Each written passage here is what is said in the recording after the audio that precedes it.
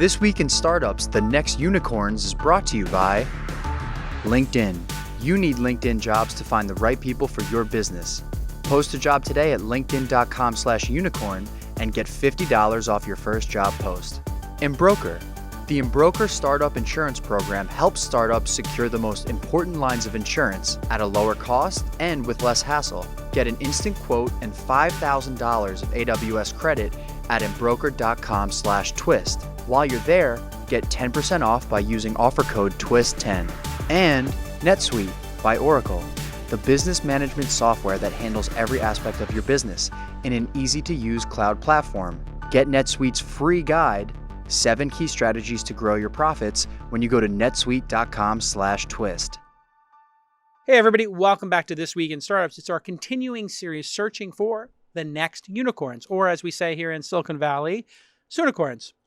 These could someday, soon, be a unicorn. And, we started the series, and 2 of the companies that we covered in the early part of the series became unicorns before we even finished the 10-episode run. And that's how good Emmy Award-winning producer Jackie is. She found the companies that were very quickly ramping up. So congratulations to them. Now, why is this important? It's not. It's not important that you have a billion-dollar company, but it is a sign that something has gone tremendously right in almost all cases. We will see once in a while a WeWork or a Theranos, maybe one out of a couple of hundred or thousand, could be a fraud or could collapse.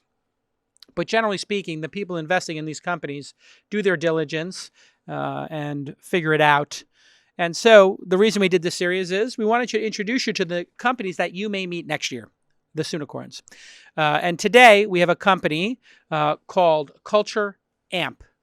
And the founder is Didier Elzinga. And you're Australian, correct? I am indeed. Melbourne or Sydney? Melbourne. Melbourne. So you know my friend Andrew Bogut, I assume? Certainly. Yeah. Do you know him personally? Or No. Because basically everybody who lives in Melbourne knows him. Yeah. Well, we all look up to him anyway. He's pretty great. Oh, he's fantastic. Yeah. And a champion. And he came back last year. Just Yes. a really great guy. And he played a big role in Australia's last World Cup. Yeah. And they keep winning with him. And And if the Golden State Warriors had kept him, things may have been different. I agree. That was a big, huge mistake. So you founded Culture Amp in 2011 or so? Like maybe almost 10 years ago now? 8 years ago? Yeah. As it is today, it was about 8 years ago. I started on the journey about 10 years ago. Got it. And you didn't raise money for about the first 6 years. You raised your Series A 2015. in 2015. You raised about $6 million bucks. Mm. What happened for those first 6 years? Did you have angel funding? Were you just tinkering? Tell me about those early days. We bootstrapped. So I had, prior to founding Culture Amp, I ran a visual effects company. So I used to work for Hollywood.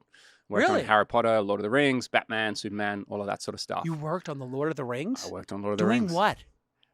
So we actually worked on the last film, Return of the King. And so the best one. The shot where he drops the ring down into the pit of doom. Yeah, of course. So we were doing blue screen shots, and it was essentially to get that film finished. They needed some help. Weta did the bulk of the work, but then a bunch of companies came in at the end just to get it done, and we were one of those companies. Just for that one seminal shot. Well, we did about 50 shots on the film. It's what they call 911 work. Like, you got to get the film finished, farm it out. Everyone jumps in and makes it And what happen. did you do there? Project manager, or you actually were a designer, or what did you do? You own the company? So I started life as a software engineer.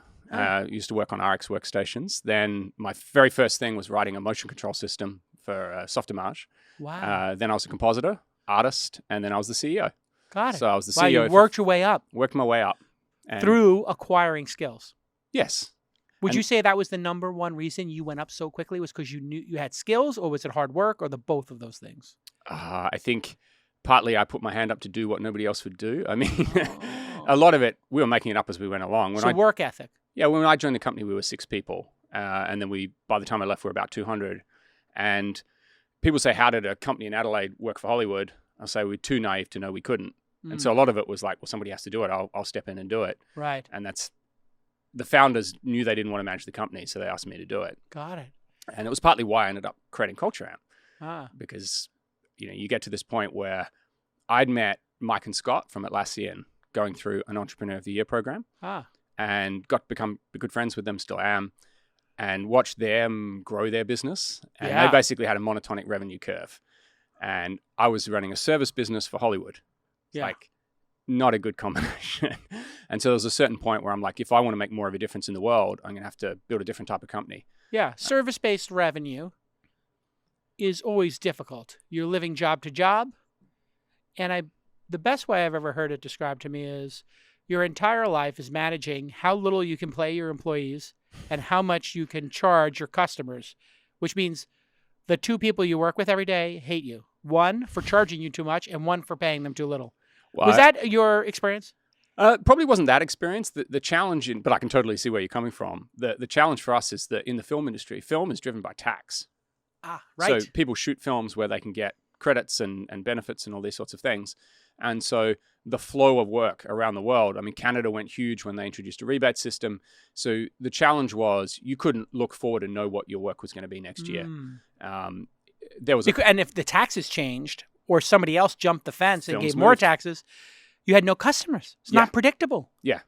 And so Return of the King, actually, this is going down a rabbit hole, but that saved the company. Really? Because if you remember, like that was 2012, late 2011. It was early 2012 because we were working on films post 9/11. Right. Post 9/11, there was a pocket that went through the film industry because no one was making films. Right. And so 9 months later, that hits visual effects because no films were shot 9 months ago. Right. And so there was no work. And so we had nothing. And we literally looked at everyone and said, we can't pay everybody 2 weeks from now. 2 days later, we got work on Lord of the Rings. And that became the rebound for the company. And Rising Sun Pictures still exists today as one of the top 10 visual effects companies in the world. What's it called? Rising Sun Pictures. Rising Sun. Yeah. Oh, wow. And you were the CEO of it by the end. Yes. But you noticed how much culture and the review process and communication with employees mattered. Correct. What was the most acute, brutal part of managing culture and reviews that you witnessed? What was the pain and the suffering of all that part? Where did it break down? It was interesting. For me, it was not so much that it was breaking down at where I was at Rising Sun. It was more an observation that as a CEO, you were essentially a glorified psychiatrist. Like people and culture was the biggest lever you had. And so I was looking at that thinking, well, okay, how do we do this better? And I was heavily influenced by a lot of the early agile stuff. And so what we were doing at Rising Sun was applying a lot of these ideas. You know, how do we bring people together? How do we make people successful? And we were able to create what I think was a pretty powerful culture. And so it was not so much that I'm like, this is broken, I have to build software to do it better. It was, this is fascinating. There is so much opportunity here. And then when I went looking for software that I could help and could support, because I had a software background, I'd built a software company in the film space already doing color management software. So like, all right, I want to build something bigger. I'm going to build a software company. I was looking at it, thinking about people and culture, and there was nothing out there. And I actually started the company on looking at performance reviews, thinking, okay, this is a universally loathed, once a year, backwards looking process. Where did it come from? Where did the once a year, let's have you write up what a terrible person you are, but give yourself some compliments, but don't give too many. And then I'm going to sit in judgment above you and try to remember February as if it ever mattered and try to neg you so I don't have to give you as big of a raise, but then try to keep you here and motivate you. It just is a weird concept. Is there some background to how we got there? I think it's actually a really good question. It's one of those things that a lot of management practices evolve over time. Someone says, hey, this is a good idea, and then they grab it and they run with it. But what we found at that time that was so fascinating is we're looking at going, this is broken. Yeah. And my original inspiration was I had a Twitter feed for the search, Success Factors Sucks. And it was like anybody complaining about it, I was looking at why they're complaining. Yeah. But what I realized was they're actually really smart because the problem at that point was everything was an offline process. And so this was like SAS 1.0. We have a paper review process and it might not be very good, but we don't want to do anything except take that online.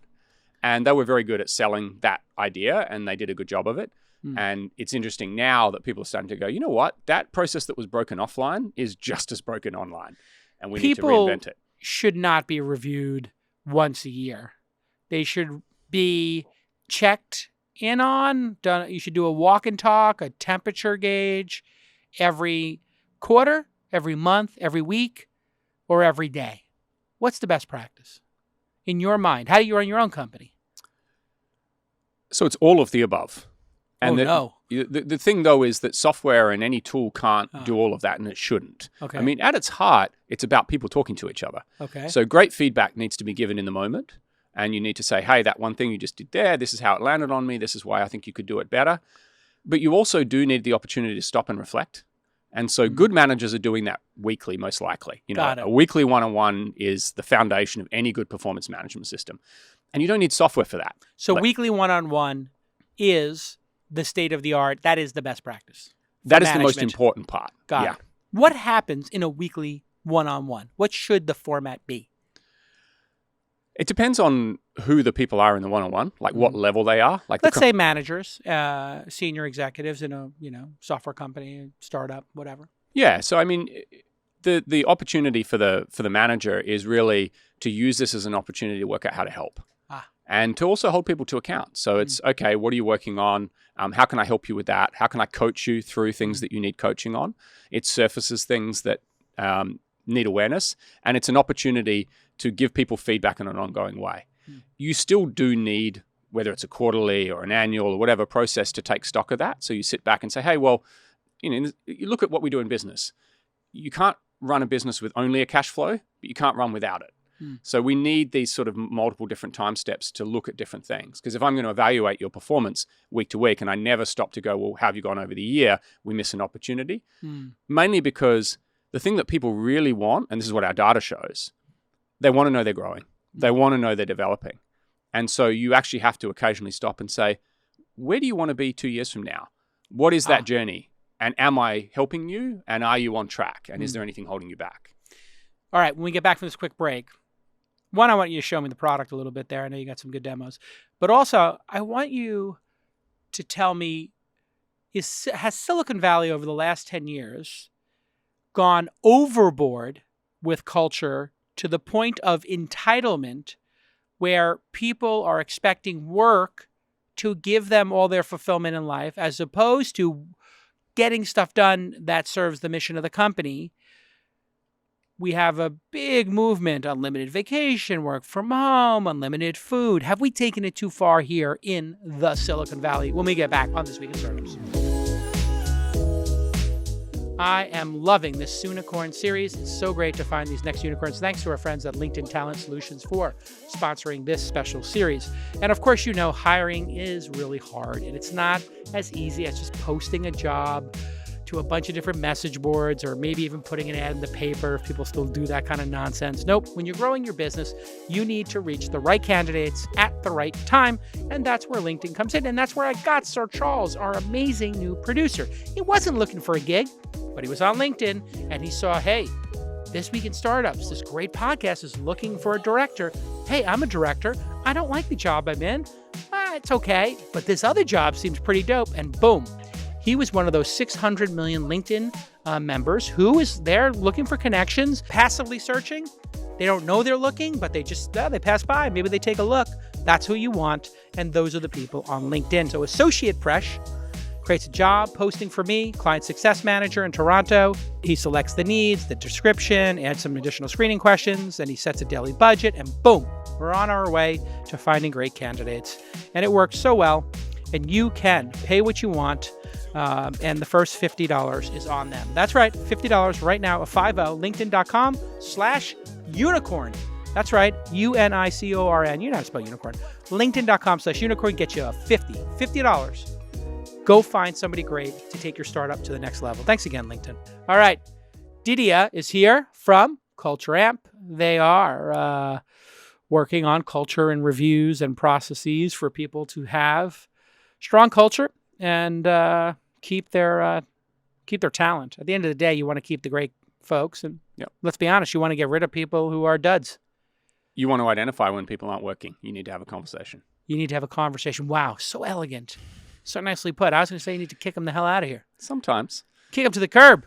Well, sometimes someone staying in an org is not good for them. It's not good for you. It isn't. Almost every time I've fired somebody, like 4 to 5 times, they were either looking or it was a relief. They didn't want to be there, but they didn't have the courage to quit. Sure. And the mistake that we often make is that it's a surprise when we go tell them that we don't think they're doing well. And so that's what we have to do as a manager, is make sure that's not a surprise. All right. That's true. When we before we cut for the break, I was asking you about Silicon Valley culture. And it was largely a function of two companies, I think, Zappos and Google.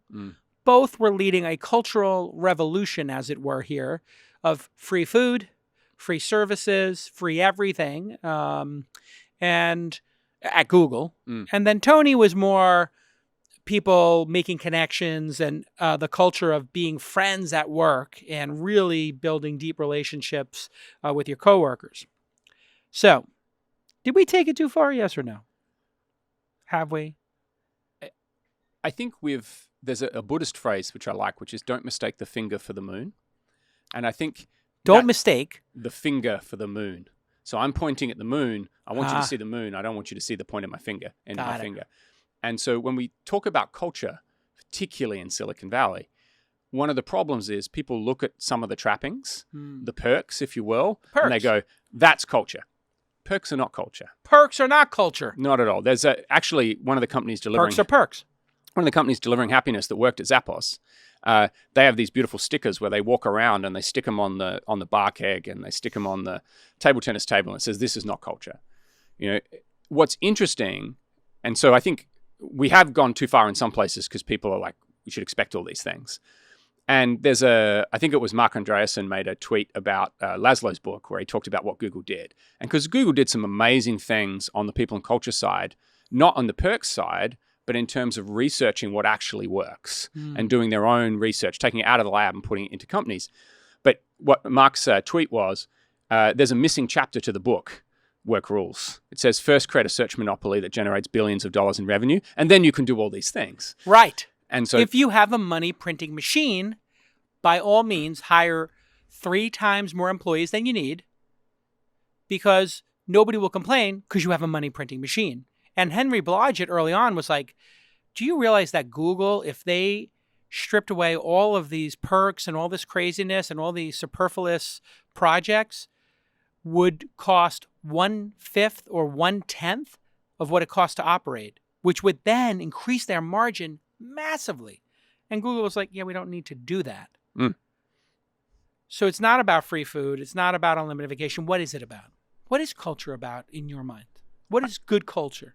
I think the most powerful cultures are ones that make you as an individual want to be a better version of yourself. So there's something about that company that elicits that. Makes you the best version of you. Makes you want to be. That's the power. So they're not pushing you to do that. They're creating a framework in which you yourself opt into doing that. Yeah, and sometimes that doesn't mean it's without pressure. Right. Sometimes pressure is what we want to be that version. But there's something about the mission and the purpose, the values of the company are incredibly important, the way we show up and interact with each other, so that when you turn up to work, you're like, there is something about this place that connects with who I want to be, and it makes me want to be the better version. It makes me want to work harder. I like that interpretation. And we do a lot of work in engagement, helping people measure it and improve it. And wait, define engagement in this context. Yeah, so the simple test that I use, and there's the kind of broader version that a lot of people say, it's the emotional commitment of your people to the company's goals. Right? Emotional commitment, not commitment, emotional commitment. To the company's goals. To the company's goals. So if my goal was to run 12 accelerator classes and hit 100 investments next year, how emotionally connected is my team to that goal? Yeah. And a lot of that obviously comes from them feeling it's good for them and connecting with themselves. Sure. But the easy test for it is what I call the 5 o'clock test, which is, not that anyone works 9 to 5 anymore, but if you did, and you'd be surprised. You're walking out the door and the phone rings from a potential customer, do you take the call or not? That's engagement.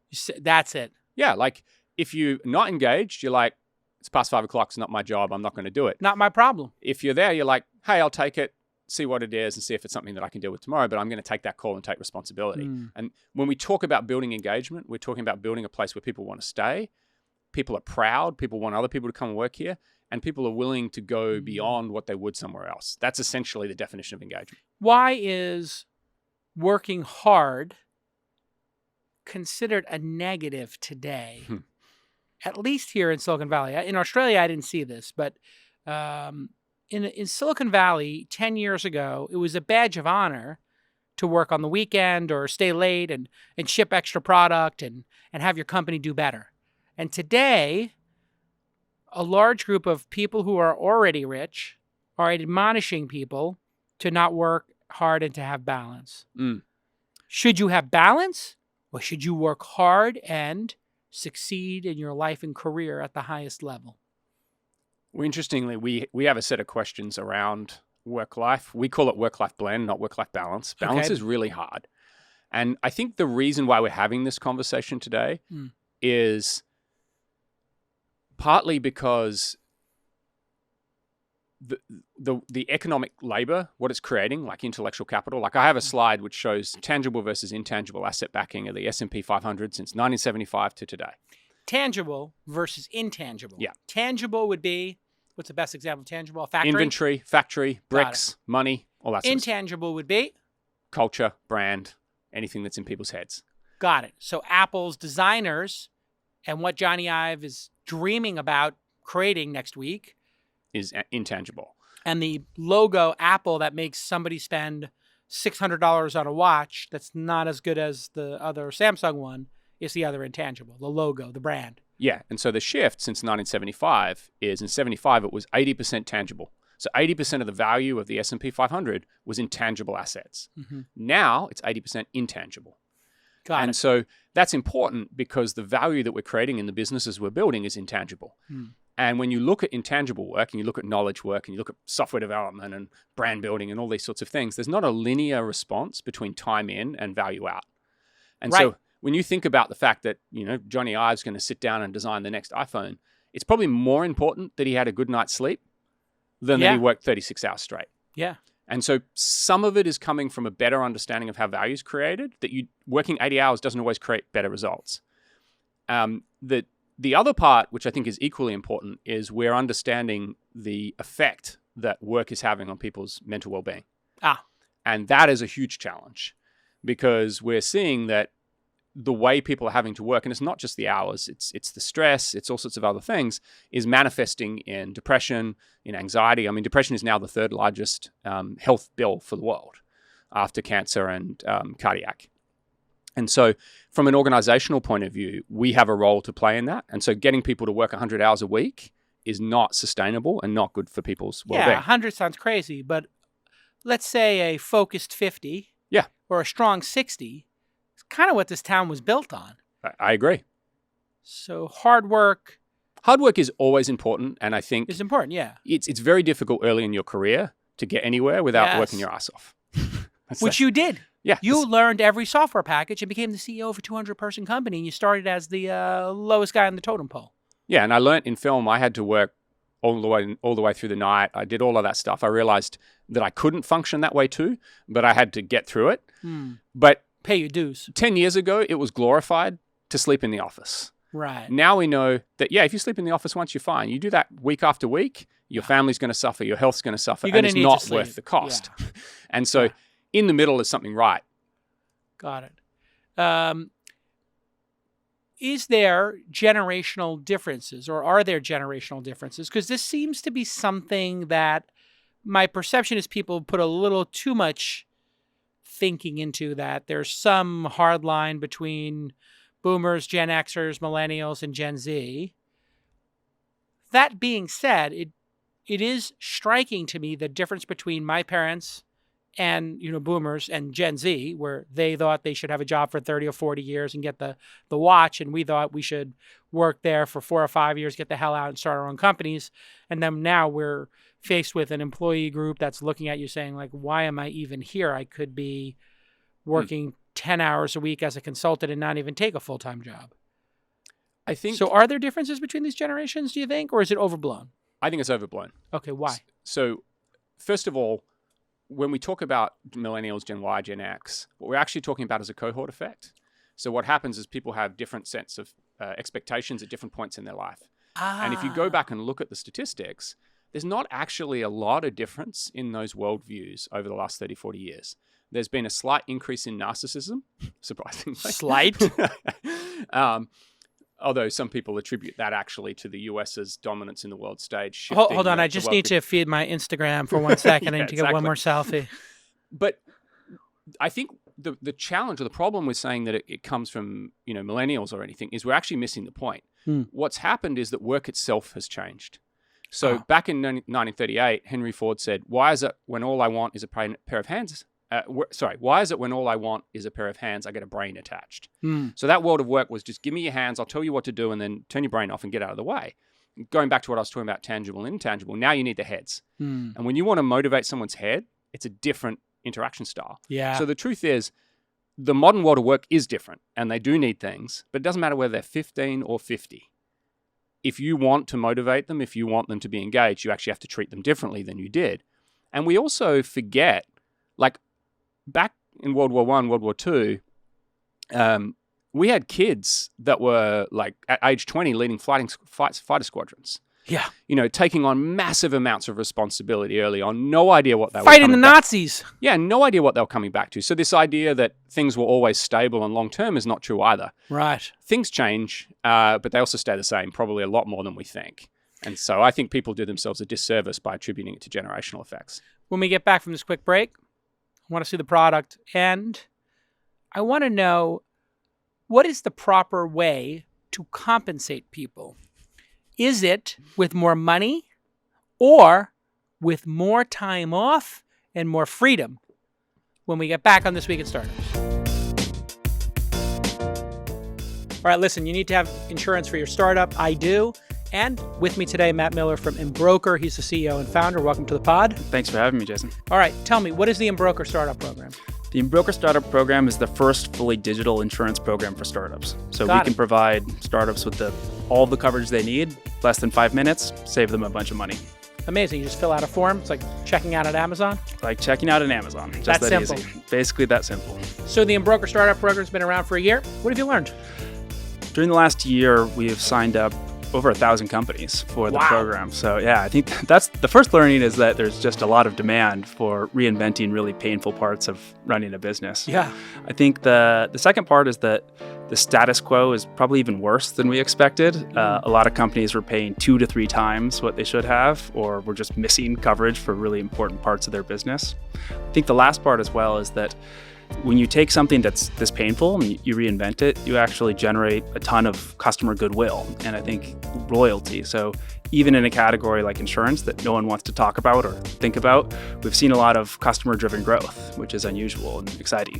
So get an instant quote and the $5,000 in AWS credits right now by going to embroker.com/twist. And when you check out, use twist10 to get 10% off. Thanks for coming in, Matt. Thanks for having me, Jason. All right. Didier. Spelled Didier. Didier. Mm-hmm. But the original pronunciation, Didier. Didier. That's the French. That's the French. But Australian, Didier? Mm-hmm. All right. It seems to me that a large group of people are valuing not commuting, not coming to an office, and working less over salary and compensation. How should employers, leaders, CEOs look at that? Should they be embracing this and giving people options? Would you like a half-time job, full-time job? Would you like to switch and make the jobs in their company like the gig economy where people punch out and punch in and just get paid by the hour? Or do you need just to hire for people who want to work full-time and other companies hire for people? Can you run these two systems in the same company? It's a really interesting question that we're all struggling with. And I think you're seeing companies like InVision and GitLab building very different style organizations at a scale most people thought wouldn't work. Fully remote. Scale being? 800 people, 1,000 people. People are like, oh, that's fine when you got 30, but it'll never scale to something bigger. Now, can you do it at 5,000 or 10,000? That's an open question. 800 people not going to an office every day, getting paid extraordinary salaries. Yeah, all working together in different ways. What's interesting, I have a somewhat contrarian view on this, in that I worked in Hollywood, and if I got $1 for every time I see an article that says the future of work is the Hollywood model, where everyone's a freelancer and we just pick the best people and we pull them together and we make Expendables 97, it doesn't work. It doesn't work because it takes time for people to build relationships. And so what I actually think is happening is we're seeing the workforce sort of bifurcate. So you're getting this huge gig economy, which is essentially transactional, like Uber and Uber Eats and all these other things. But on the other end, we're trying to solve more and more complex problems like climate change and AI and so on. And to do those, people need to work together for long periods of time. Right. And so I think it's actually the anti-gig economy in the sense that you need to create coherent, consistent groups of people. It's the brain trust economy. Yeah. But the question of what do people value? People definitely value some flexibility. I think there's a lot of interesting questions in, urban planning and commute times and how do I interact. But we're also trying to struggle with human. We get on so much better with people when we're face to face. Yes. I mean, I have an office in New York, London, San Francisco, and Melbourne, and it's so hard for us all to maintain a single view. And so I have to maintain a single culture. Yeah, it's tricky. Fiefdoms will arrive. So I think it's definitely changing. There's more opportunities to work in ways we haven't worked in the past, but how it's going to met out, I don't know. On the comp front, we famously, heretically, are one of the few companies in the Valley that has built a sizable business without sales commissions. So we don't pay sales commissions. What? And I walk over here and it looks like people look at me as if I have 3 heads. What? Hold on a second. I need a record scratch in here. You hire sales We have people executives, that were in people that and were in you pay president's them clubs. X amount if they sell Y, and then you pay them X amount if they sell Y times 2. Correct. Or Y times 0.5. Yeah. What salesperson does not want to have compensation tied to performance? Or are you hiring non-salespeople and calling them like ambassadors and something? No, we hire dyed-in-the-wool salespeople. So you're hiring cutthroat salespeople. Yeah. And then removing the scoreboard. No. They still have a scoreboard. Exactly the same scoreboard as everybody else. So they see what their sales are. Yep. But they don't get a commission check. Correct. So if you and I are in the same sales pod and you put up $1 million this year and I put up 700, we get compensated the same. Correct. And all you get over me is bragging rights. Correct. And it's working. It works. Do you want to know why? Yeah, I'm perplexed. Why does it work?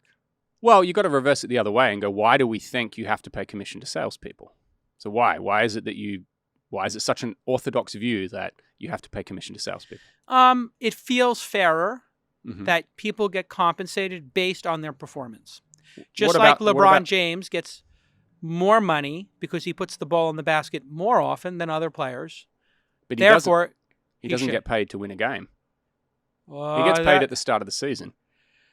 That's true, but he explicitly gets a large contract because they know he's going to win a lot of games. They're not paying him to lose. Correct. And we do the same. Ah. So if I have an experienced salesperson, I'm going to pay them more than a junior salesperson. Okay. But the difference is the transactional nature of commission. So commission models are based on the idea that you have to motivate performance. That the way you get this performance out of salespeople is you put a money value on it. And if you don't do that, they won't get out of bed. It was invented for door-to-door salespeople. To get them to work for free. Well, or low. Yeah, to manage the risk, but also to give them a reason to slog through street after street after street. And the thing that made it work there is there was nobody but them. Like if they didn't walk that street, nothing got sold. And if they made the sale, it was them. There was nobody else doing anything to help them. In today's world, that's just not true. And so first of all, we've known since the 50s that money's not a good motivator for complex cognitive load. If you want to stack 100 bricks, it works well. If you want them to solve a complex problem, it doesn't work well because it inhibits risk-taking. Is sales complicated? Sales can be, yeah. I mean, if you're trying to sell, you're trying to help a company make a decision to move from one platform to another, there's a lot going on. The second part is sales is a team game. So if the salesperson's skill was the only thing that determined the difference between A and B, then commissions work really well. But in a lot of situations, what territory did you give them? Which sales engineers did you give them? Who got other types of support? Got it. And so the way I think about it is salespeople are human first. And what we know about humans is money is a very crude and very poor motivator. And the thing to remember is when you align incentives around money, you misalign them around everything else.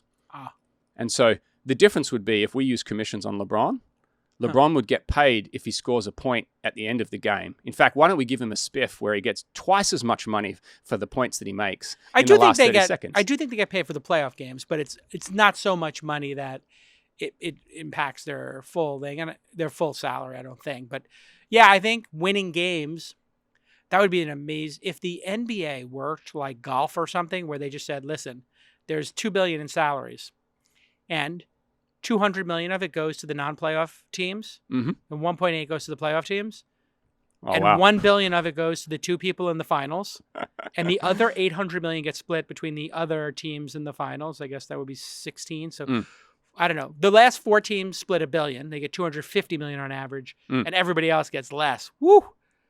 500. Yeah. I mean, some people get like a little bonus for averaging more or whatever. It's little minor incentives, but not major ones. That would be a crazy league. Yeah. Interesting. But what you want to avoid is end of the game, I'm LeBron James, I've got the ball. If I hit the 3, I get a spiff. If I pass, I don't. Right. That's the problem. Yeah, that's Carmelo Anthony problem. ISO ball problem becomes pretty acute. How do you think about people working part-time, let's say, versus full-time? Now, because you said this is a very dicey issue that has not been resolved. We're in the thick of it right now. I have been considering that if, let's say you had, 10 people getting paid, I'll come up with a number, $50,000 a year working from home. 10 writers. Yeah. And you said to them, you're expected to work 9 hours a day, 45 hours a week for $50,000. Or you could work 4 days a week for 40, or 3 days a week for 30, or the minimum's 2 for 20. Do you think that letting people work that kind of schedule and pick it and change it over time would work and vary their compensation? And this sort of dovetails with my earlier question about how the hell should compensation work in this era? How often should people get raises? Because yearly seems like dumb to me. I'm almost thinking people should get like a 4-year contract. Like I'm in the venture business now, so I'm thinking like I'm just going to give people the life of the fund contract. So you get compensated during the, investment phase of the fund, which is typically 4 years, not the harvest phase. You get paid for that work and a certain amount, and don't ask for a raise every other year or every 6 months. You're just going to get paid for the life of the fund this amount. What do you think of these two concepts? I think the thing that drives all of this is talent as a marketplace. And so what you do needs to be aligned to giving people a reason to stay. I mean, what we're seeing in the Valley now, which is interesting, is engineers, for example, are saying, rather than me working somewhere for 4 years, what I should do is take a leaf out of the VC's book and I'll work somewhere for a year, hit my cliff, get 25% of my equity, and then go work somewhere else. So that at the end of 4 years, I've got 4 25% tranches, not one 100% tranche. And that's crazy because that's not working for anybody. They've got to re-spin up and so on. But I can see why they're doing it because they're in a space where, everyone is rolling the dice and they're like, how do I know that the company I only get a few shots at this. I need to spread it out. So I think the idea that people can work less, giving people that option can open up the opportunity for the market hugely. So I know that certain companies that were really struggling to get female engineers, for example, one of the key things to opening that up is allowing part-time work. You allow part-time work, you can now access people that otherwise felt shut out, and they might be just as talented, but for whatever reason, they can't yet commit to full-time work. So I think there's a lot of benefit in it. The cost on the organization is how those people interact with each other. Yeah. Like, how do you set a meeting when you don't know who's in, who's out? And it's like, I want to have a meeting on Thursday. I don't work Thursday. I'm meeting on Tuesday. That's what we struggle with. And so I think there are certain roles like writers and so on where you can kind of go, look, as long as you produce the output, I don't care whether you work 2 days or 4 days or 5 days. And then there are other roles which it's harder and time zones don't help. So I think that's the challenge. What I think we're seeing on the salary start, certainly on the more progressive end, is actually a shift. So there's a really great book called Primed to Perform by Neil Doshi and Lindsay McGregor. Primed to Perform. And they talk about how you drive adaptive performance.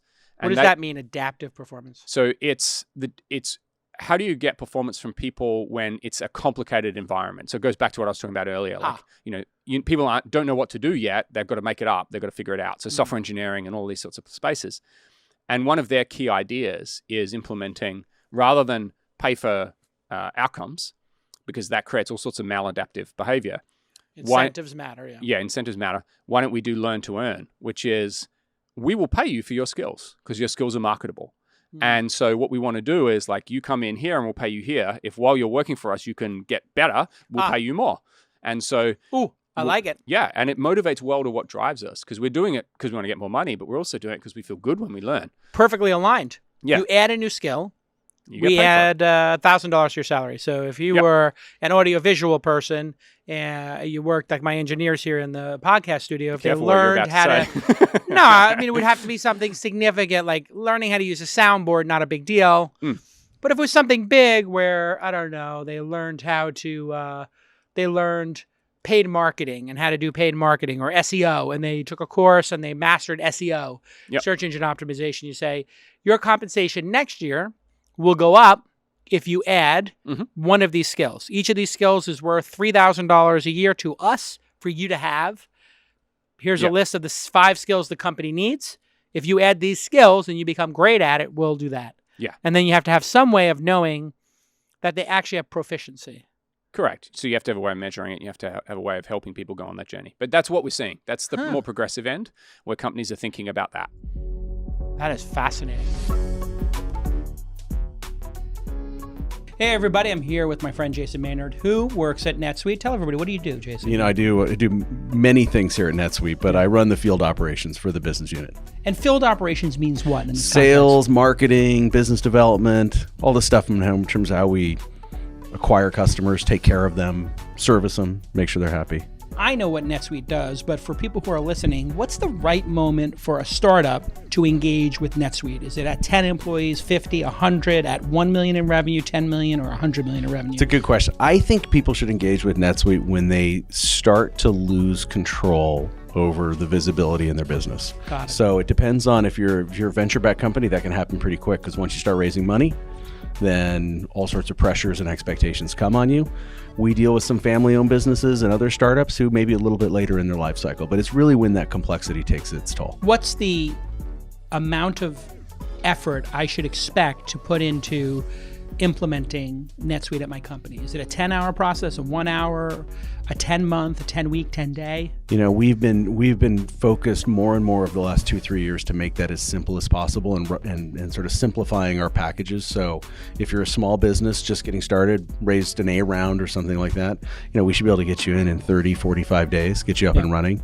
And our goal is to make it as simple as possible for you. And so that hopefully can get you what you need to remove the initial layer of complexity, and then as you grow, you can add more of what you need. All right now, NetSuite is offering you valuable insights with a free guide, the 7 key strategies to grow your profits. So go to netsuite.com/twist, netsuite.com/twist, and get that free guide. 7 key strategies to grow your profits. We appreciate the work you're doing in the startup community. It's great stuff. Pal. Thanks. All right, we'll be back with more.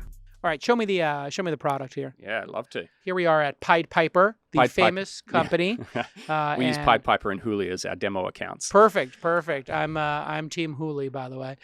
Just so you know. Engagement, 75% baseline engagement survey, up 4 by comparison. Yeah, so there's a lot of stuff going on here. Let me just set the scene for you. Yeah. Like, what we do at Culture Amp is people and culture is the biggest lever you have. We're the platform to drive that. Okay, so we're a people and culture platform. And again, to define engagement here, it's how much people love or how they are emotionally vested in the goals of the company.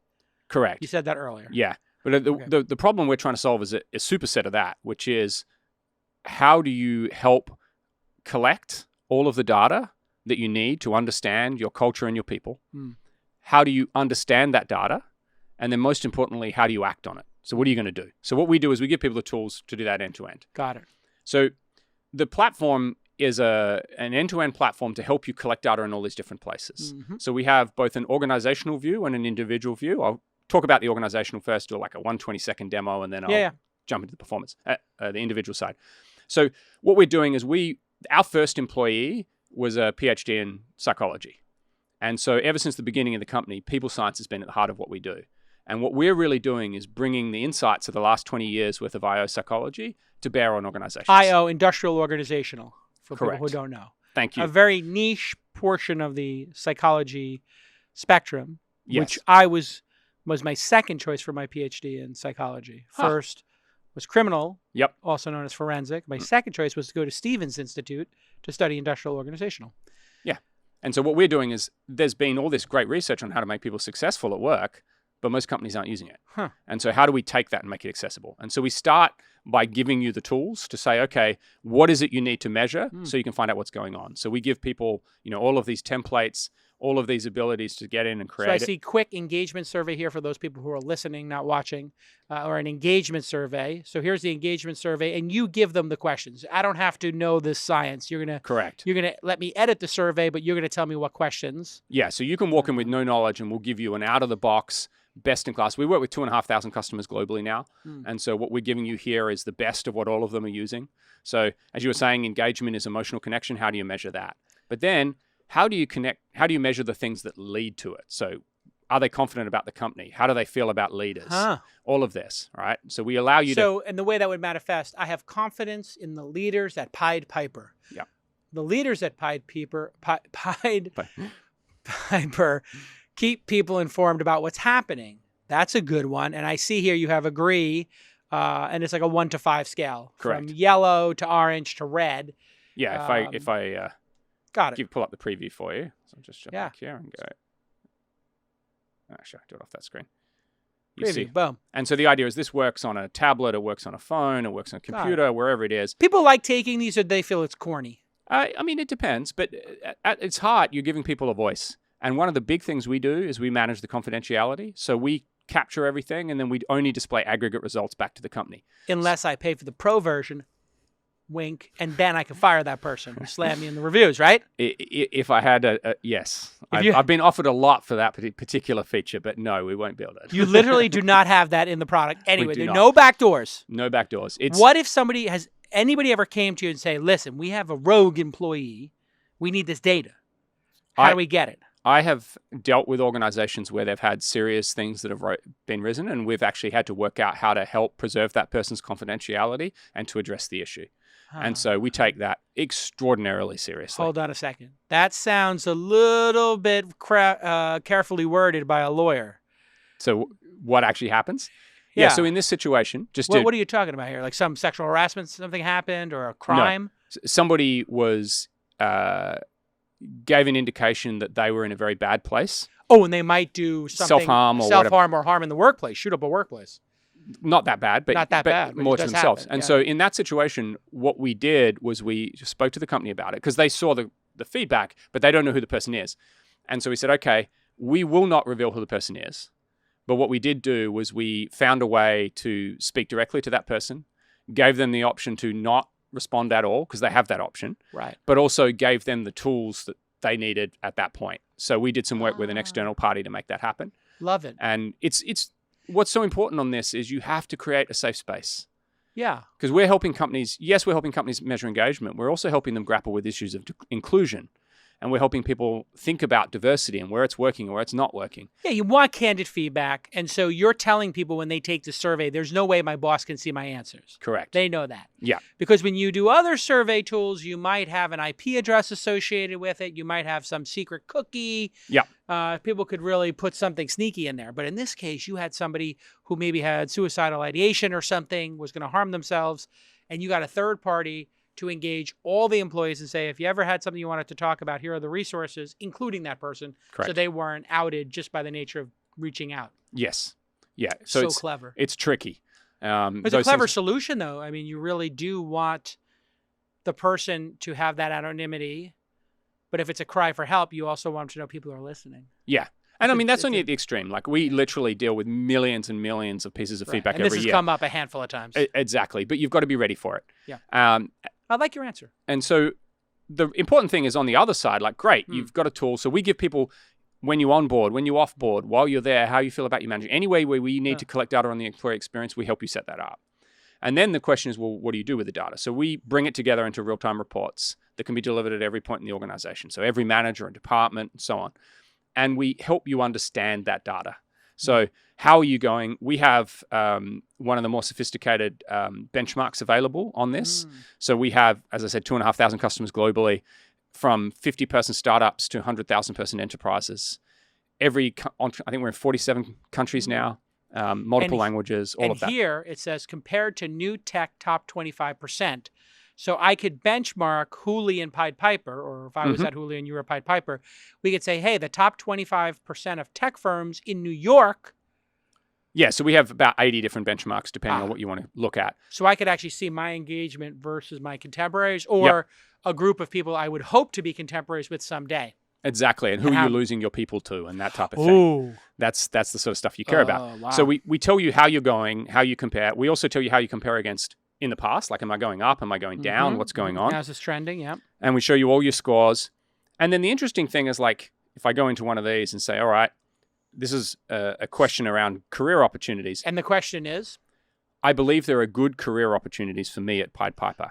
So 58% of people do. Advancement? Yeah, 58% of people do. What's interesting is we also then take your data and help you see, well, where's it different? If I go in and have a look, actually London, people don't feel like only 30% of people are happy with their career development. Because maybe it's just a sales office and there's not a lot of people there inspiring them to show them the roadmap. Exactly. So one of the ways we talk about this. Or you could have a jerk manager. That is sometimes the case. This is how you find out you've got an a-hole in a management position, isn't it?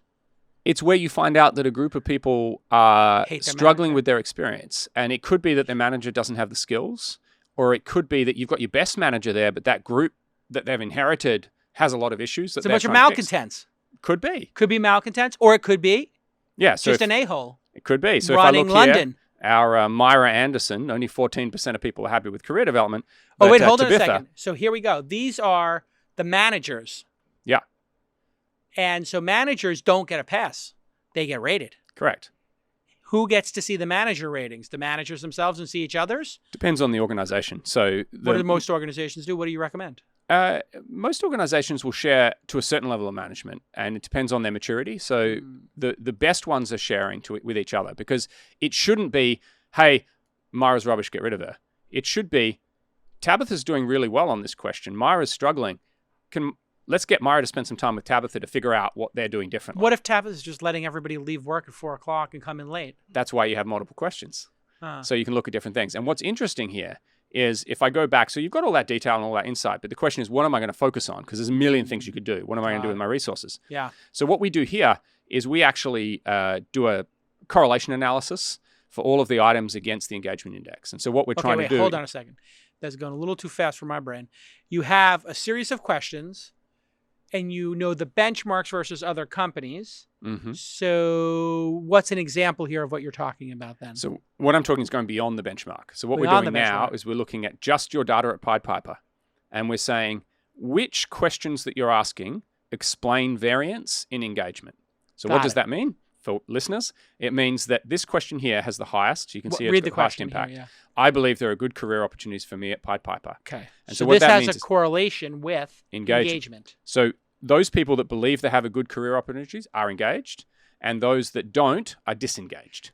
So we know now as managers, if we unlocked those people who don't believe they have a career path by having a career day or talking to them more about the future, where they see themselves in a year or two, yada, yada, we might be able to next month when people fill out their survey, see a change here. Correct. And so you can see here on the left, for those that can see it, we actually pull all this data together. So we pull the benchmark, we pull the distribution, we pull driving hours. Hover over it, it had a message. So we're suggesting this for you. So this is like if you had a PhD in psychology, this is what you would focus on. Okay. So what does it say there in the message for people who are listening? It just says this question is recommended focus. And so I can choose. I'm going to focus on these 3 items. Okay. And the second one is it's a great to make a contribution to my development. And the third one? I have access to things I need to do my job well. Got it. And this is what we see in our data anyway. Yeah. But what's important is now, I now understand how people feel. I now know if I'm going to do something where I should focus. The question is, what should I do? So by clicking on Take Action, what we do is we take those 3 questions and we give you access to our inspiration engine. So we now have a library of what has worked in other companies to solve this problem. So exactly what you said, like career days and stuff like that, we're saying, I have access to get to the things I need to do my job well, things that other people have done. Go to expert badges, mentorship Wait, hold on. program. What is a go-to expert badge? Let's click on it. Yeah. So I'm going to pick that. I'm going to say, okay, this is cool. So you can see here, this is actually increasing knowledge sharing by having known experts. So who are the people that know about this? And so what we've seen is this has actually come from organizations doing this, and we know that it works. So they say somewhere on the intranet or in the company, our go-to SEO people are these people, our go-to innovation or offsite meetings are these people. And so because those people now have been rewarded with a go-to expert badge, they've leveled up, they might be more happy at work. Correct. So something to, I got it. Yeah, and so And the then idea here is... I see milk and cookies and nap time. No, I'm joking. Yeah. I see mentorship program. That makes sense. Internal tools A teams. scavenger hunt. Now it's getting a little corny. Well, no, but that's actually... Oh, wait. You see, that one's actually really interesting because often the big problem is like the internet hasn't been touched for years. So you're like, can anybody give me the emergency list? Got So it. people go finding it and go, hey, this is ridiculous. We should fix this. This needs to be improved. So this isn't a scavenger hunt about like find, chocolate marshmallows or something. This is a resource scavenger hunt, competition to find need-to-know information within the organization. What a great idea. And every one of these ideas has been used somewhere to move the needle on the thing you care about. And what we can do then is we can sit down and say, okay, you can do all that stuff. And we can also help you see what are people focusing on? What are the items that people are looking at? What are the actions they're taking? So you can see here that valuing your people is important. And there's these 2 managers that are working on it. So we're giving tools to the company to really drive this behavior and help give people inspiration on So what if to you're do. the CEO or you're the HR person, your manager's got a low rating, they feel like it's a dead-end job. You say, hey, listen, get into Culture Amp and find some solutions here and maybe try executing. And they execute on it. And then lo and behold, the manager of the manager, the senior manager could look at the mid-level manager and see if they're actually taking some action. Yeah, and what we actually find is that a lot of the time, this is the first time the managers actually got the feedback. They think they're doing a great job. Yeah. And then the team says, actually, we're all going to walk. And they're like, well, what do you mean? And they're like, you don't give us any coaching. You're like, I didn't know I had to give you coaching. I don't have that skill. And so we're like, well, actually, this manager over here is really good at it. Look at their results. God, if I use Let's this, pay you does up. it mean I'm going to have to start praising people for doing good work? Oh, my God. It will If I tell put you this that in that's here, a I'm good gonna- idea. Really? Yes. Well, wait, what about admonishing people for making mistakes? That's my skill set. And Finding mistakes. Do you know Gottman? Who's that? No. Gottman, the Gottman ratio. So he was a couples counselor. And he could tell you after listening to two partners talk for 40 minutes, he could tell you whether you were going to be divorced or not. Based upon how critical you are of each other, or how many nice things you said? Both. Got so it. the Gottman In ratio got of it. positive to negative. And basically it's 4-1. So if you give me 4 constructive positive things to 1 negative, it will feel 50-50. Because the way our brain is wired, we take negative feedback really badly. We take it twice as hard. 4 times as hard. 4 times as hard, rather, yes. Yeah. So, oh my Lord. So, see, because I was trained to give the sandwich. You know what the sandwich is? Mm-hmm. Is this good advice? Because you're kind of telling me that the ish sandwich, I won't say the word, is actually a good idea. Gottman's saying that. The sandwich only works if you actually truly believe in the bread. So Gotcha. You So actually it has to be authentic bread. it has to be It's got to authentic be bread. good. It's got to be like a nice sourdough or a 7-grain, something that people really do enjoy. So if you tell them, It has to come from compassion. You have to say, I actually want you to succeed. And it's like the radical candor piece. Yes. I want you to succeed. We And just had Kim on. Yeah, I'm going to give you this feedback Okay. because I want you to be better. All And right. I want that for you. If people see that, they'll take it. If they just think you're trying to prove that you're smart or whatever, it's really hard for them. All right, Didier, watch this. I'm going to do it right now live. Okay. Sir Charles? Yes, Jason. I just wanted to let you know how great Scale went. That was an amazing event. I got rave reviews, and I didn't really have to worry at all about the AV, and I know it was your first time doing it, so at that scale. So great job, Charles. This morning, when I did my meeting with 100 of my most important contacts, and you couldn't make a simple microphone work correctly, was absolutely below the standard I know that you are capable of. And, Sir Charles, one more thing. Are you crying, Sir Charles? All right, here's a piece of bread, Charles. Here it comes. I love this new setup where the audience can see Sir Charles and Saint Nick. I love this new setup. I love what you did with it. It's very entertaining. Great job. Okay, how did I do, Didier? Did that feel like two great pieces of bread? The bread was great, but there was nothing to connect the inside of the sandwich to the bread. And so... Well, let's be honest. It was a total shit show this morning. I mean, it was an unbelievable disaster. And so what did you want to be different? Not be a disaster? So how could it have not been a disaster? Well, they could have practiced a little more, or I could have not given them a last-minute directive that was complicated. But I don't want to take ownership of this, so let's go with Charles needs to be better on the fly.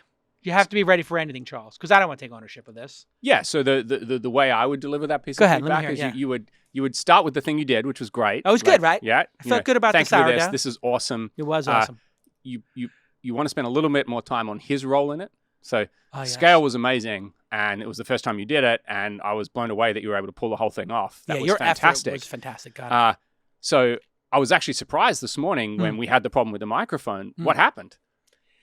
Oh, so I have to pretend like I was shocked. Well, you were, because he nailed the bigger I was one. not shocked. I was infuriated. But I kept my cool. I'm just joking. So there's a I was almost authentic. I was goofing off a little bit, but I get it. We could all be better.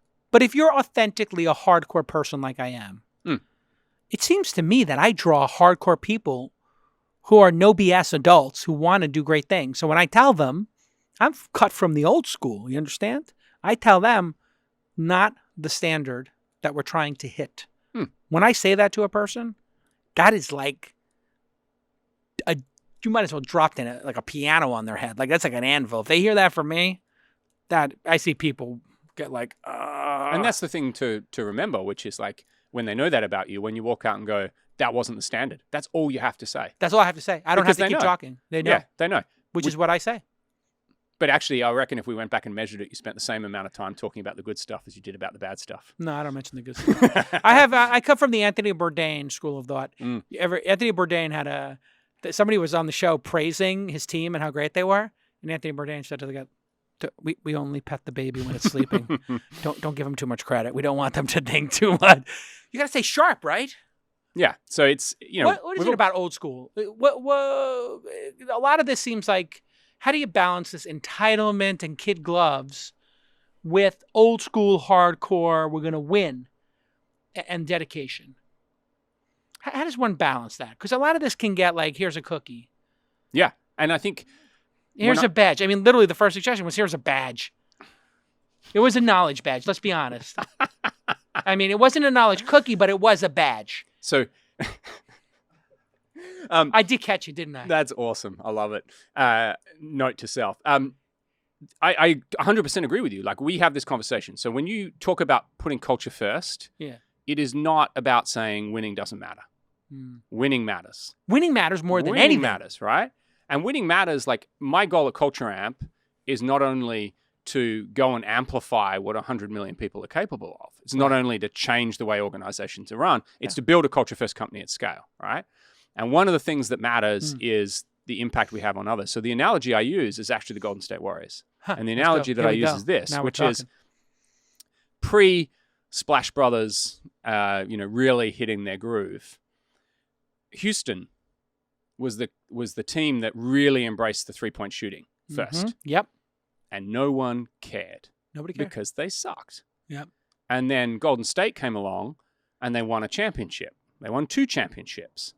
And they shot more threes than anybody had ever shot, and they changed the way the game was played. Right. And so, they should have won 3 if it wasn't for the National LeBron Association gifting them that second one. That block was pretty impressive. With that ridiculous Draymond suspension. That was the National LeBron Association. But anyway, keep going. Yeah, and so for me, when we talk about what does culture first mean, culture first means I want to win, but I want to win a certain way. And it's that certain way that matters. You're trying to change the way the game is played. And so, you look at someone like the Spurs. I've never really enjoyed watching the Spurs play, but I got to tip my hat to Popovich. This is a guy that has had sustained excellence at a level that nobody else has ever got close to. Yeah. And that's was a culture. fabulously that is a culture boring. first place. Yeah, he had that. That was like watching paint dry. Oof. But boy, did they play like a team. Yeah. But I like it. I like winning is important. There's like a generation of people, or a large portion of people, who don't believe Winning that winning is important. I like grab them by the lapels and shake them. What do you mean winning's not important? If you come to the game and your opening salvo is, it doesn't matter if we win, what do you think's going to happen when you're up against a bunch of maniacs who actually want to win? Yeah. And here it is, Vince Lombardi. Winning isn't everything. It's the only thing. You believe that? You believe No, that I it's the don't. only thing? You don't. You disagree. I disagree. With Vince. I disagree with Vince. You do. Because I think that if you're doing it for the long run, and you keep on the basketball analogy, one of the books I love is Bill Walsh's The Score Takes Care of Itself. Right. And that was his whole point, was on any given Sunday, you win or lose based on all the work you put in. You don't focus on the scoreboard. I mean, yes, you do, because you want to win the game. But the over the long run, it comes from all the little things that lead up to it. And that's why you see coaches come off and they're like, we won the game, but it was a bad shot. I want you to take the right shot because I know 5 times out of 6 we'll win. I don't care about heroics at the end of a game.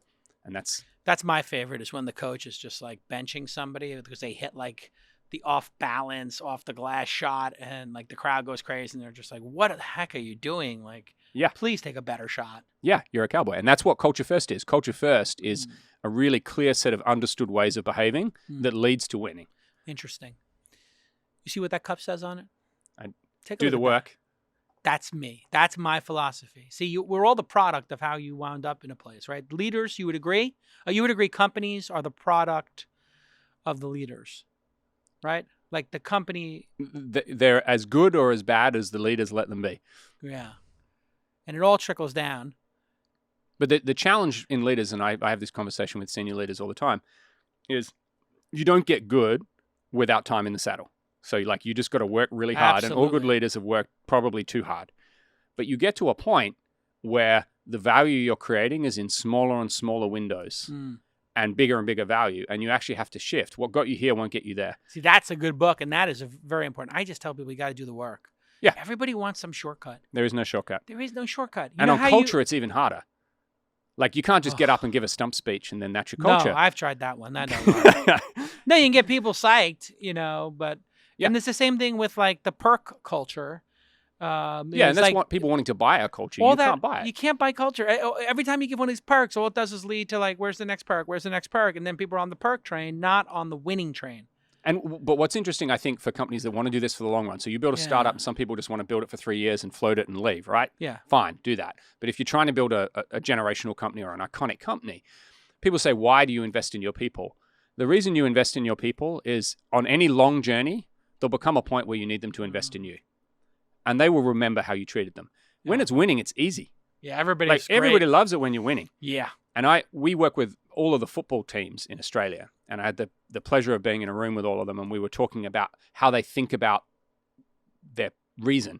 And everyone's like, to win a championship and all this sort of stuff. And then one guy said something really interesting where he said, look, if the draft works, which it doesn't, but if the draft works, we're all going to win a championship 1 in 18 years. Like, it should cycle round. So the true test of culture is who do we want to be the 17 years when we're losing? And I thought that was really insightful. Powerful. Like it's easy to be a winner. But while you're slaving away, building the skills to become a winner, who are you? Yeah, it counts for a lot, I think. Actually, how people behave I was amazed when the market crashed. The 2 or 3 times I've lived through market crashes, man, some people just lose their ish. Speaking of the ish sandwich, people just lose it and they can't stay focused. And there's other people who are just like, all right, the building's on fire. We need to either get out of the building or put the fire out. Looks like we got a clear shot to get everybody out of the building. Oh, wait, we can't get everybody out. Okay, let's start putting the fire out. And they just go into like this emergency mode. And it's really, I'm sure you've read Anti-Fragile by Talib. It's Talib. And no, we got to get Talib on the pod. I mean, this guy's unbelievable. But that Anti-Fragile really hit me, and I was like, wow. And you think about the FANGA companies, the really big things that have changed the firmament of our market. Yeah. They were all created during the worst market possible. Absolutely. And when markets get bad, those great companies do better. Yeah. They do better. So when the market collapsed, it was like, well, Google's got better advertising. It's more efficient. Let's shift our ads away from television and newspaper Yep. and classifieds and put it on Google because it will work more, it'll be more manageable and trackable. Yeah. That's what people don't realize is even in a down market, the winners accrue even more. Yeah, you can get more share in a down market. The Easy. overall market might be smaller, but you get a more dominant. You can have a more dominant share. And then when the market comes back, oh my Lord, yum yum. Yeah, and Oof. so Wow. What have we learned? Culture's not perks. You get the culture that you put the work into. Winning does matter, but how you win also matters. What else have we learned today? What have we learned? how to give a sandwich. How to give just a delicious sandwich. All right, listen, congratulations on building a great company. Now, where are you based? I live in Melbourne. You live in Melbourne? Yeah, and I get out here a couple of times a quarter. A couple times a quarter. I know the kangaroo route, as they call it, between LA and San Francisco and Melbourne very well. Couple of times a quarter. Yeah.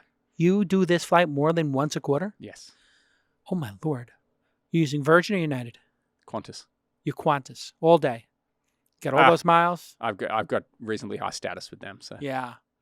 Oh, my Lord. How do you still handle all economy. How do you No, you're not an economy. Yeah. Well, are you crazy? Yeah.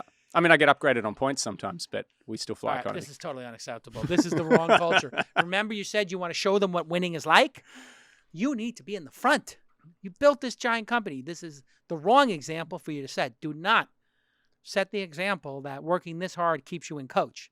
Yeah, but if I Show fly them. business, we don't get to fly people. Building a culture is about connecting people. And so for me, it's more important that more people fair fly. enough. All right, that's fair enough. That's fair enough. I'm not following that example. I took VCs my never whole do. team to Australia, and I was like, all right, guys, if you guys want to come, we're keeping it lean. Yep. And I was just in my own, whatever. I'll catch you up in my Gulfstream. No, not that, but I can't. I'm an old man now. I'm 48. I can't be. I mean, I'm going to be dead soon. I got to really enjoy Live life the while you last can. 20 years. I got to, oh my Lord, that is a hard flight. You get used to it. You get used to it. But you keep those employees in Melbourne, I'm sure, for like 10 years, 5 years, right? Like you don't have the turnover problems like we have in America. The Valley is unique in its It's brutal. turnover. Yeah. Why do you even bother having an Office. office here if it's so arduous? Like, I mean, 2/3 of our revenue is out of the US still, so US is big for us. And also, I mean, New York is huge from a just market opportunity point of view, and San Francisco, this is the epicenter. yeah. We are a tech company. This is where the great tech companies are You have a made. lot of employees here, or just About 100. 100. Oh wow, so 25% or so. You got Yeah. 400 people. Mhm. What's it like to run a 400-person company? Oy oy oy. Getting fun. Is it fun? Yeah. It's hard. I mean, I left a 200-person company to found this one, it's so not I'm now that just getting it's not to. that different. Yeah, I feel like Have anybody leaked the Friday call yet? No, we have. Everybody's still loyal. I have a Hash CEO channel where I get lots of interesting questions, but Hash CEO. as in it's just a Slack channel, CEO channel. You have a CEO channel where anybody can ask you a question. Yeah, so we have an anonymous thing. Anyone can ask me an anonymous question or an Really? open question. Can you have a discussion with them? Yeah. And does everybody else see it? I do most of them in public, yeah. Oh my Lord. You have 400 people asking you anonymous questions in Slack and everybody else can see it. Yes. I get some doozies. Really? Yeah. Oh my Lord. But it's part of our first value as a company is have the courage to be vulnerable. Have the And- courage to be vulnerable. Yeah, it's I Brene like Brown and this whole idea of if you want to build trust, you build trust by creating a bond, and you create bonds through vulnerability. I agree with that. Yeah. All those like 5 dysfunctions of a team, all that Lansoni stuff is I buy all that. Also, like, there's just weird fallacy that people expect the leaders to be perfect. It's like it's kind of the opposite. They No, they kind don't. of Yeah. expect the leader to not be perfect, but What they want is they want you to tell them the truth. the truth. That's And it. they often know what's going on. They just want to know if you've got the guts to tell them. Yeah. And it's not easy. I Not find always. it super simple to tell the truth. It's so much easier. I'm too candid sometimes. Yeah. You know, that has its challenges too, You but got to be careful to be too candid. Mm. Like that could also be taken the wrong way. It's interesting though. But thank you for doing this podcast too, because as someone from Australia, I think like the work that you do on this and others as well, like actually makes this accessible. You know, Oh. I didn't grow up in the Valley. I came up here with. Okay. I So had you no watched idea. the show before? Yeah. And I Yeah. think this is huge because this is connecting people all over the world to how this is being done. You don't have to go to Stanford to start a startup. No. In fact, a lot of the best ones weren't. I actually, my main thesis, having been here for a long time as a journalist and as an investor, is it was so obvious to me that nobody in this town was born here. Mm. And certainly not the outlier successes. None of them. Zero. Yeah. So if nobody here is from here, then that means nobody in Silicon Valley, nobody from Silicon Valley creates unicorns. People come to Silicon Valley to create unicorns. Yeah. So they have the cause and the correlation completely backwards. Mm. There's a correlation between building large companies in San Francisco and the Bay Area, but it's not that San Francisco people who are born here have some amazing pedigree. It's that the greatest people come here, and when you have that many great people in one place, it's really like the culture of poetry or art or any movement. Movies in the 60s and 70s with the Easy Rider era in New York and in LA, and Jack Nicholson and, all of those, Frankenheimer and Scorsese and Francis Ford Coppola, they were all pushing each other to make these great films. And it was more that they were part of a culture of renegades, not that any one city made them. It's that they all happened to be in the same city. Yeah. It's one of the really interesting things about culture is like when you get a group of people all aspiring to work in the same genre, they actually push each other and collaborate with each other, and great things come out of it. All right, listen, this has been great. Congratulations on Culture Amp. You're hiring Always. and it's a great culture. Yes. It's not perfect. It's not perfect, but you care. We You care authentically deeply. care, deeply care, and everybody knows Return of the King is the best episode. Indeed it is. And his incredible scene. Into the pit of doom. Into the pit of doom. Samwise going in there and helping Frodo get rid of the ring. I now realize that it doesn't matter what I do with Culture Amp. The fact that I worked on Harry Potter actually is much more interesting to most people than anything I can ever do with Culture Amp. Can't stand those films. Terrible. Sorry, your work was great on them. Those films are horrible. If you do, and don't at me. Let me tell you, there's like 8 of those films. That's 6 too many. There should have been 2.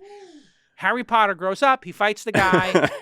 The guy beats him, he comes back, he dies, whatever. There's a generation of people for whom that series was their generation.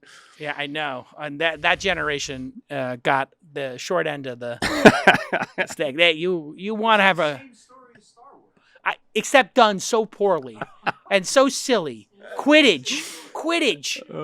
And what's this butter punch? Butterbeer. What? Butterbeer?